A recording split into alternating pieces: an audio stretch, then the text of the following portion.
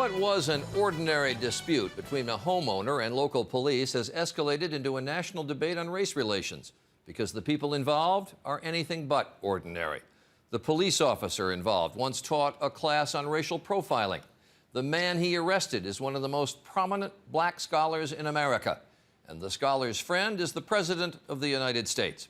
Last night, the president said the police in Cambridge, Massachusetts acted stupidly when they arrested Henry Louis Gates in his own home.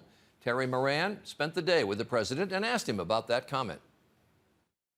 I think that it doesn't make sense, with all the problems that we have out there, to arrest a guy in his own home if he's not causing a serious disturbance. What I can tell, from what I can tell, the sergeant who was involved is an outstanding police officer, but my suspicion is probably that it would have been better if cooler heads had prevailed. Dan Harris tonight on the controversy that this incident has touched off. Dan? Charlie, as you know, President Obama has tried to bridge the racial divide in this country, but based on the ferocious response to his comment last night, he may have opened up a new chasm.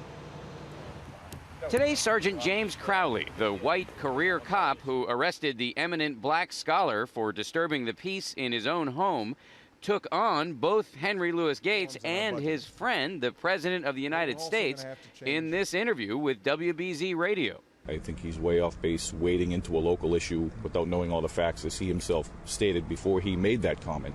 That comment came at the end of last night's press conference. The Cambridge police acted stupidly in arresting somebody when there was already proof that they were in their own home.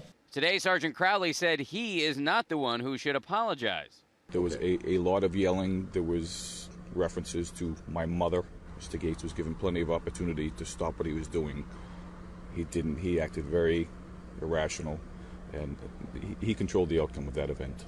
With Sergeant Crowley coming under fire from the president and from Gates, seen here on CNN. This man clearly was a rogue policeman. Crowley's colleagues and his boss today rushed to his defense. I believe that Sergeant Crowley acted in a way that is consistent with his training. I do not believe his actions in any way were racially motivated. The head of a nearby police academy says Sergeant Crowley was handpicked by a black police official to teach a class on racial profiling. All day, the airwaves across the country were aflame with this story. I agree with the president saying that the cop did act stupidly. The head of the National Association of Black Law Enforcement Officers said Mr. Obama should have chosen his words better, but his underlying point was crucial. The institution of policing is and always has been inherently biased against people of color and low income. And you must accept that as a fact. But today, recriminations drowned out any measured discussion of race and justice. We need to have racial dialogue in our society, and eruptions like this tend to come along because we don't talk about race that much. As Henry Louis Gates said himself just recently, the only people in America who are living in a post-racial America right now may be the members of the Obama family in the White House.